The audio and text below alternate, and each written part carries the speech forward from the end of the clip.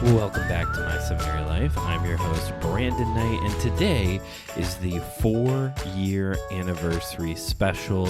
Can you believe it, folks? It's been 4 years. Well, 4 years and 2 months, because the actual 4th anniversary of the show was back in March, but we're here today for the 4th anniversary special. I don't know for you all, the listener, but for me, as the guy recording this, 4 years is kind of it's a weird one to think about.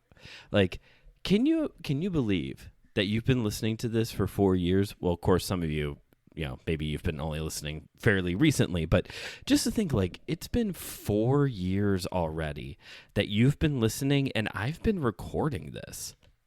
It's one of those for me where I'm like, I think about it and I'm like, 4 years, that just can't be right. That seems that can't be right. That seems like it should be like much smaller of a number. Like, it's only been 2 years. The show's only been around for 2 years or something. But at the same time, I think back to like when I first started this show and I'm talking into my phone on Anchor, like, to record the episodes, talking about my first weeks in seminary, and then just like how much has changed in the past 4 years. I mean, since that point, I got connected with all my usual, all the regular guests here on My Seminary Life, Joshua Knoll, Will Rose, Joe Day, those three in particular, TJ Blackwell, like those guys in particular, got connected with them, started Systematic Geekology, launched the Anazao Ministries podcast network. I graduated seminary, like the whole point of me actually going back to seminary. Fun fact, I don't know if you knew this, I went to seminary to get a master's degree, not to have a podcast. I don't know if I've ever made that clear, that I didn't go to seminary to start a podcast. There's much cheaper ways to start a podcast. Starting a podcast is actually really easy and it can be very inexpensive, but when you're coupling it with thousands of dollars to go to seminary, it suddenly becomes a very expensive investment, especially when you're labeling it a, quote, hobby. But just to, think back, like 4 years ago, that's 2021, COVID was so much more present at the time, it was still very much a thought on our minds, where now it's shocking to think that 2020 was 5 years ago now, right? And COVID-19, it's still around, but it's so much of an afterthought, right? Or even just personal stuff. I graduated, we had a kid, we very recently moved, I quit my job and started a new one, I was an intern for a church for a little bit, I've been doing this preaching residency stuff very recently, just to think about I started a second show, just to think all the stuff that has happened. Suddenly now 4 years is wow, that was a lifetime ago now. It's weird, strange, the passage of time. It's just kind of weird to think on the one hand, no, it can't be that many years already. I've only been doing this a couple years. But at the same time, it's wow, so much has changed in the past 4 years that it's just wow, maybe 4 years isn't enough. Maybe I'm actually supposed to be on I'm on 4 years, but internally I feel more like 7. It's been 7 years of doing this show internally. The wear and tear on my body has been more 8 years rather than 4. But keeping in this spirit of reflecting back over how much has changed over the past 4 years, one thing that I do say here on the show often is I reserve the right to change my mind later, right? This is a thing that I do where I that's part of how this show works. I consider myself the eternal student. I am always learning and growing, and like to read and be in classroom environments and all that good stuff. So, and part of learning and growing is admitting at times where where your perspective has changed, where you have had growth intellectually, spiritually, emotionally, whatever the case may be, and you have changed on the back end of this. And that's kind of the weird thing about having a show that's kind of like a little bit of like a theological, philosophical journal kind of thing. At least that's how other people have described the show before. I didn't know what to consider the show when I first started it, so whatever. If it's a journal podcast, then fine. It's a journaling podcast. Anyway, so I just kind of keeping in this mind of I'm a student. That means that even though there is a well-documented 4 years worth of episodes of times where I've said, this is what I do think, this is what I do believe, this is what I am inclined towards, there are times where I'm going to go back and say, well, my mind has changed a little bit here. And that's what I want to do here in today's episode. I want to, as we celebrate the 4th anniversary of the show, I want to take a moment to talk about one thing in particular that, as time has gone on, in the early days of the show, I was very staunchly against this. But now my opinion on this topic has softened a bit.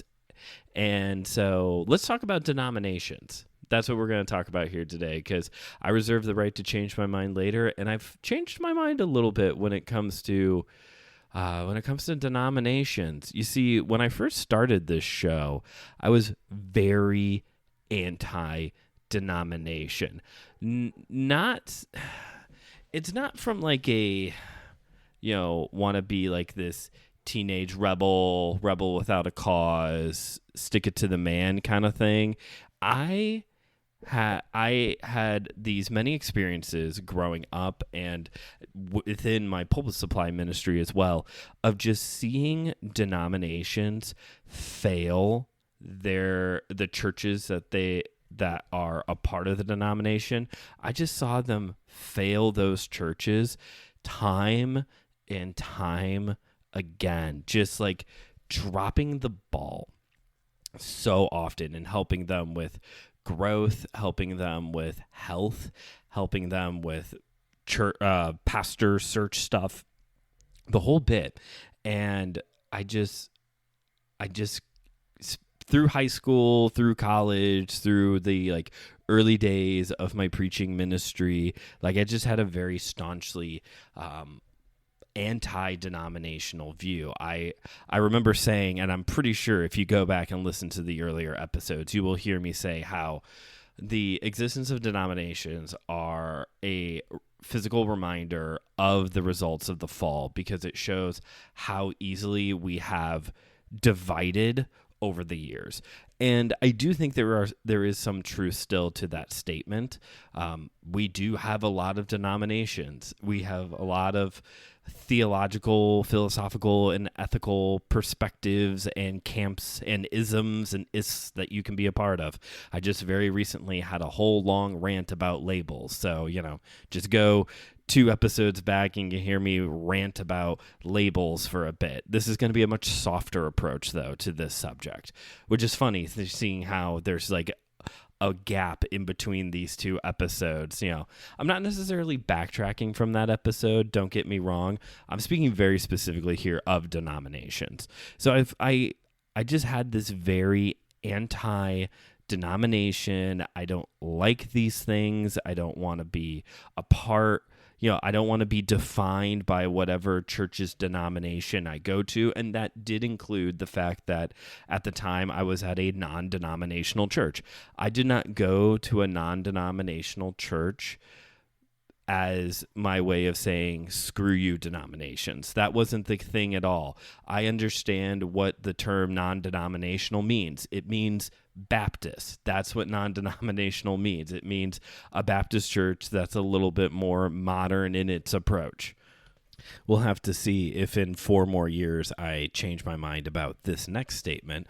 But, having been a part of a non-denominational church for several years, and very recently within the past year or 2 starting to transition out and going different directions with my Sunday morning church experiences, my my perspective of the non-denominational church now is that it is the McDonald's of churches. It's convenient. It's there. It's readily available.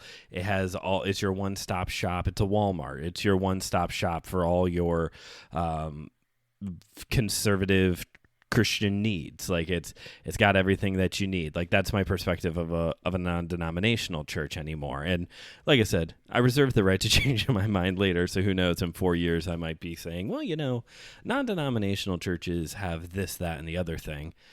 As of right now, I don't see myself doing that, but you never know. Here I am talking about denominations in a positive way now.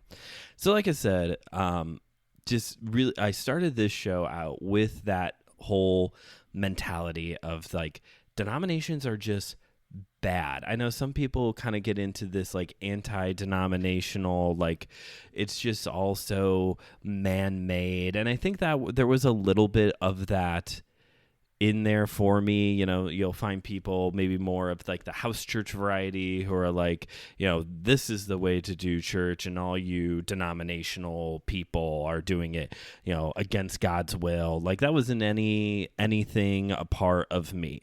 A lot of my perspective, my anti-denominational perspective in the early days of this show came back to seeing, like I said, time and time again, when denominations did not show up for their congregations, where they just let them flounder, let the church die, and just kind of just all these, several instances growing up and as a pulpit supply minister, just seeing these times where like they just let them down.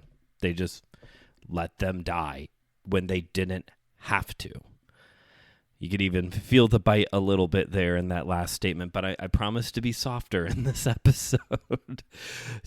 But I don't really have that perspective anymore. I do still think that there are times where all of these, like I said, denominations, camps, isms, theological perspectives, philosophies, ethics, all of these things are truly just a reminder of like the division that we have.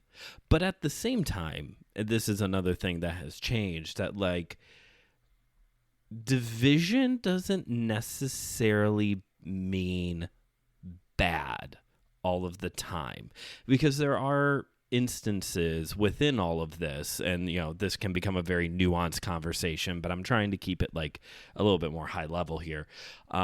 There's those times where there is division, but it's more of like a church culture thing. I don't want to make it sound like a race culture thing, but like a church culture thing. And like when we kind of step back a little bit and just kind of observe higher level, because one church does it this way, one group does it this way, and another group does it this way, and maybe scripture is a little bit more ambiguous. Church fathers and mothers have been on both sides. You'll find people supporting both, whatever the case may be. Communion might be a good example of that. Like how we administer communion, how we do communion, that might be a good example if you need like a little bit of like legs to this kind of a conversation. Or baptism, even like the how we do baptism part. We have all these different perspectives and whatnot, the ways to do things. And we have divided over these things, but at the same time, it's kind of like then it becomes like this tapestry of different ways that people are seeking to worship God in the way that they know best how, in the way that is most true and honest to what they think scripture is saying. And again, if you get nuanced, that last statement of like worshiping God in the truest, honest way to scripture that they think is possible, that can take you down a road of people who are actually teaching heresy, living out heresy, whatever the case may be. You could take anything I say and rip it out of context and ruin it. Just so you know, just try. It won't be that hard.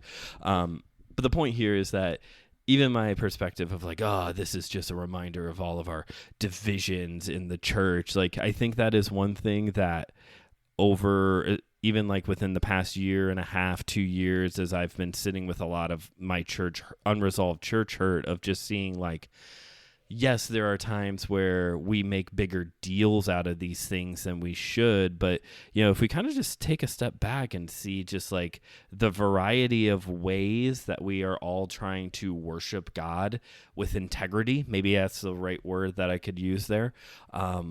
Like it actually becomes like this great melting pot. And I don't think that's a bad thing. And it's funny how doing the pulpit supply ministry, even though I was in these churches where there were times where the denomination was absolutely letting them down, it allowed me to see a wider variety of churches, which helped me to see, again, this like beautiful division, the beauty of division at times that can exist where there's different ways that we are trying to do these things. I think also the fact of like working with Josh and TJ with Whole Church and hearing people, being brought to the table to share these different perspectives, and honestly also like talking to Pastor Will, and not just like from the perspective of like getting the Lutheran take on it, but getting the perspective of somebody who doesn't minister in my area. One thing that I have come to realize in all of this like anti-denominational mindset that I had early on during this show came from the fact that it appears that in my area, we do not do denominations well.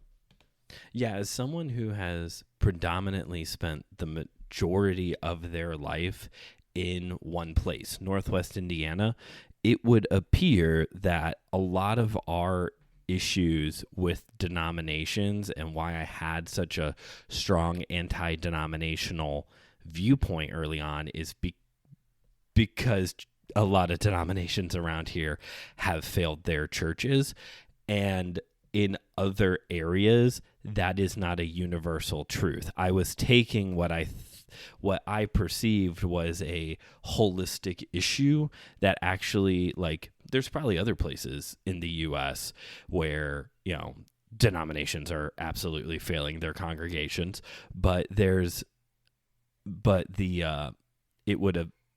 that doesn't mean that like universally across the board, all denominations are always failing their churches.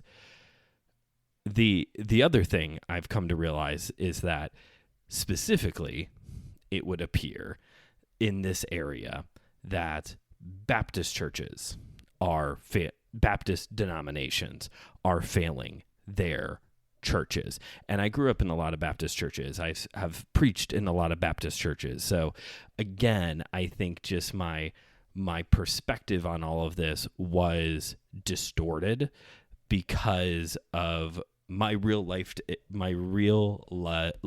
experiences. Like, I'm not going to downplay the part of like the Baptist denominations have oftentimes failed their churches in my community.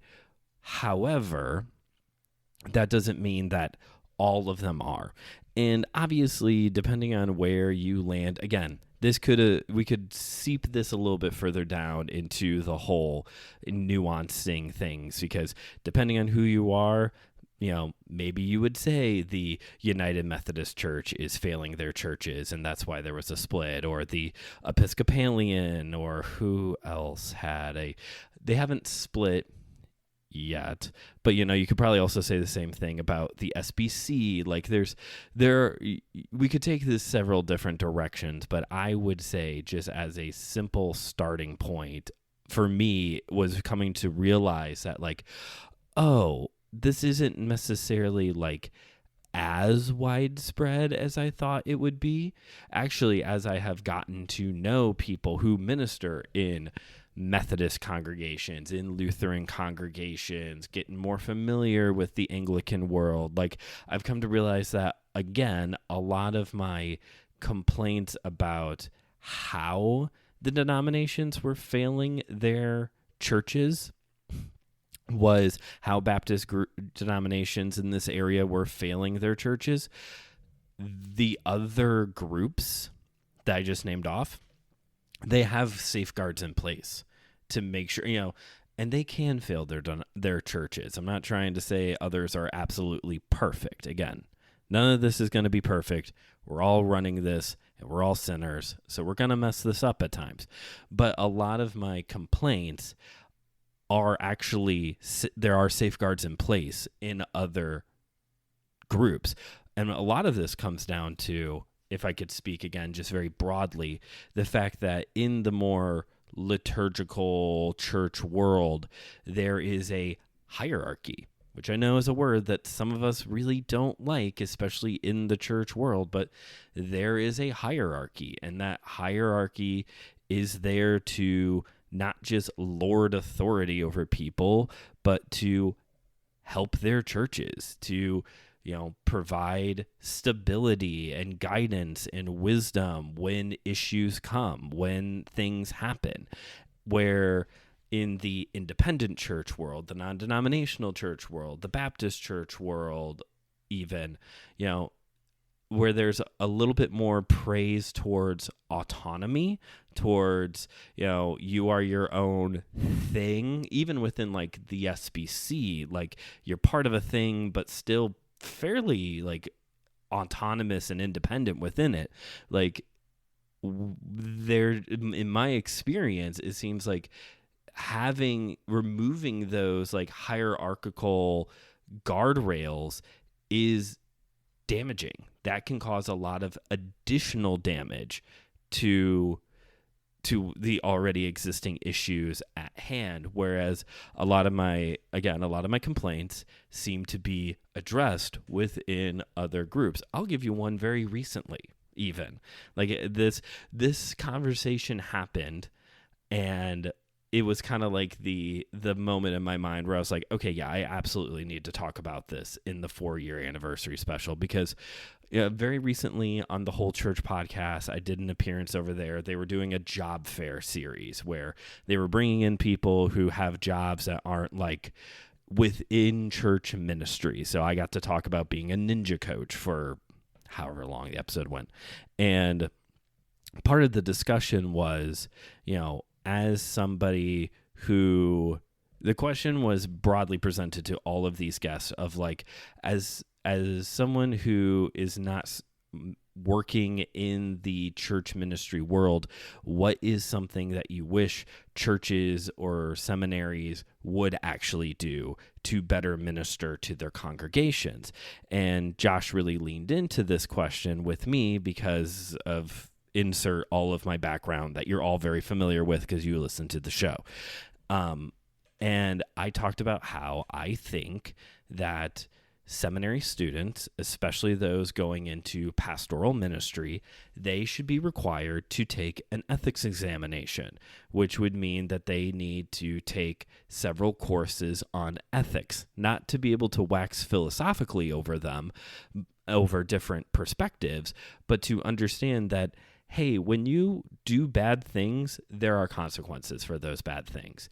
And that in a situation where you are voted out of a church or there's an issue of misconduct kind of a thing, you should have your ethics card, your ethics certification will become null and void, and you cannot minister again until you have repassed those classes and retaken and passed the examination. Like it's not foolproof, obviously, but I really do think that something like that would actually be helpful. It's better than the nothing that we are doing right now in a lot of seminaries. It's better than, my ethics professor was arrested for intimidation. Like for business intimidation. Like it's better than the general lack of nothing that we are doing currently. So why don't we actually do something about this? When you become a lawyer, you have to take an ethics examination. Depending on where you do counseling, the state may require you to take an ethics examination. Doctors have to take the Hippocratic Oath. I don't see why it's so unrealistic or too demanding to say that pastors should have to go through the same kind of process. And for everybody who's saying, well, what about grace? What about forgiveness? What about mercy? That is the kind of attitude that protects people who are monsters. Those are the kinds of comments that cheapen grace that should be given out. You're cheapening it by by protecting people who are hurting people intentionally. And so that was my big thing. And Josh was like, oh yeah, yep, that makes sense. Lo and behold, like a day or two after the episode came out, Pastor Will sent us a picture of his ethics card. This is there's a club membership card, like if you went to Sam's Club or Costco, that says this guy can be a Lutheran minister in the ELCA, and if there's some issue of misconduct, he could have that license revoked, and then he cannot minister within the ELCA anymore. So I guess, in the darkest timeline world where that would happen, Will, I guess, could become, I don't even know. Will is a Lutheran. I don't know what else he would convert to. Methodist. We'll just pick the wild card. I guess he could go the Methodist route, but like within that denomination, they do have that kind of requirement. Here, I thought maybe I was presenting something that was like new and innovative. Lo and behold, no, this group has it. And chances are, if that group has it, other groups are going to have it as well. I just think that within this one group, this group that more so celebrates autonomy and independence within their denomination or within their church, in my personal experience, that seems to be a recipe for disaster. You're setting yourself up for failure. Again, every denomination is going to fail their church at some point, their churches at some point. There are bad people who are in ministry, but that is something that I don't know how to remedy other than to keep pitching ideas that apparently already exist. But, this is, as I tried to pivot this show a little bit into more of like a next steps kind of thing. Like, I guess I could just take it all the way back to like I'm not so much anti-denominational anymore. And I think getting to that point has helped me, again, to see the beauty and the diversity in the, to realize that within denominations, there is a culture. And, sometimes not everything in a culture is necessarily healthy, but sometimes just exposing yourself to another church culture can help you, can be a way that you can experience a more well-rounded way to worship God. Like, I think there have been times where we have divided over issues that are, more so trimmings rather than the root of the problem. And root issues, more so decorations that we're dividing over. But I think sometimes when we actually sit back and we're willing to just be exposed to some of this stuff, we can begin to realize that we're just all worshiping God in different ways, and that's okay.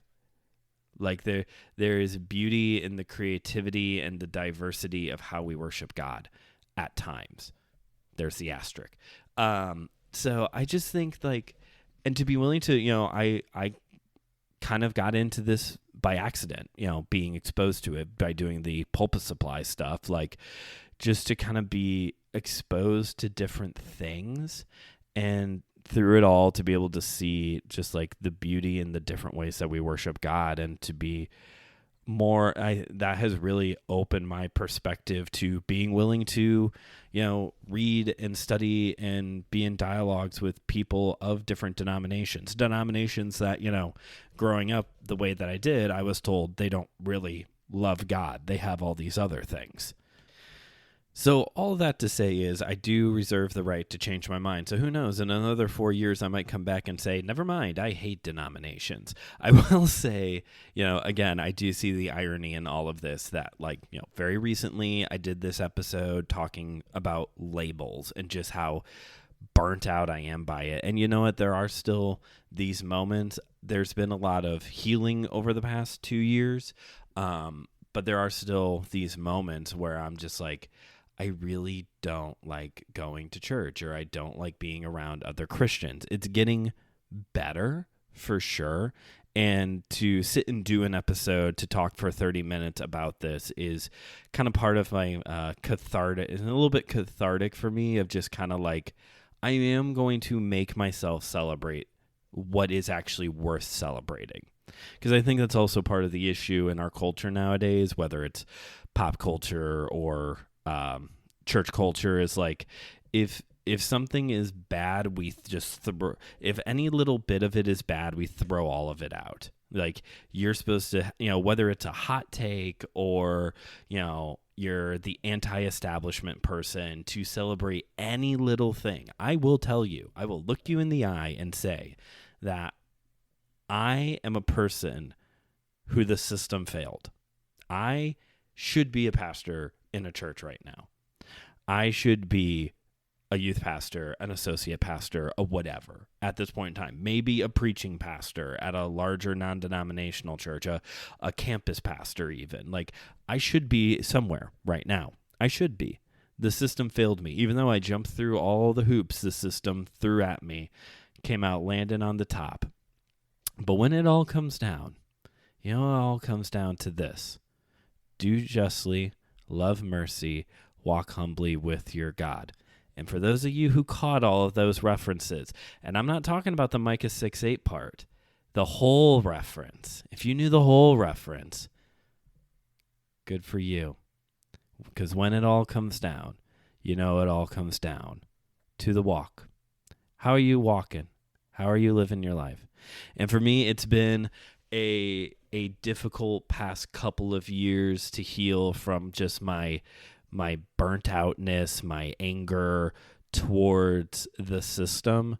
But I will also look you in the eye and say, but this system over here, they are trying to present solutions to a lot of the issues. And I think that is worth celebrating. I think that is worth highlighting. So do that. If something has truly, truly ruined you, don't force yourself to celebrate something. If you've been if you've been traumatized by something beyond all reason, you do not have to try and celebrate that. But if you're more in a situation like me where it has hurt, but you can still see the little bit of good that is there, or maybe you could see how some people over in the periphery are trying to fix it or trying to be alternatives, celebrate those. Happy 4 years, everybody. Thanks for listening to another episode of My Seminary Life. 4 years, mostly strong. There were some gaps in there along the way, but 4 years, mostly strong.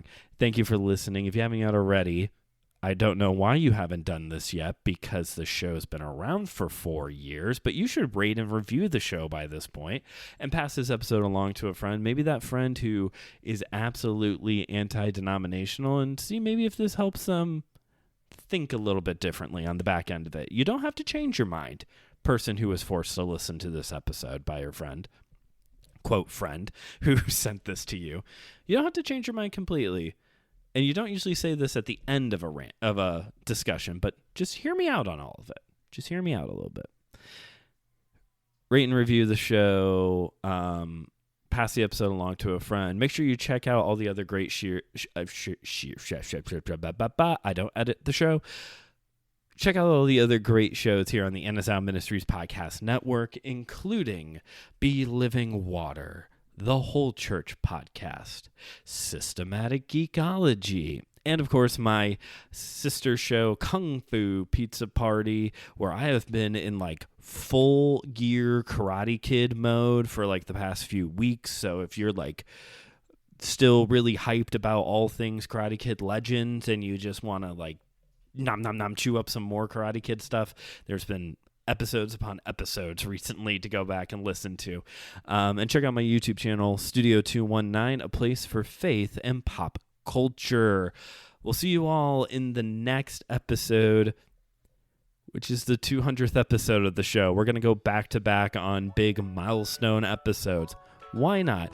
Thank you all for listening. This has been I'm Brandon Knight signing off, reminding you as always, I'm mixing how I end the shows all of a sudden. Reminding you as always that theology is for everyone, and for 4 years strong now, I will continue to remind you to keep on studying.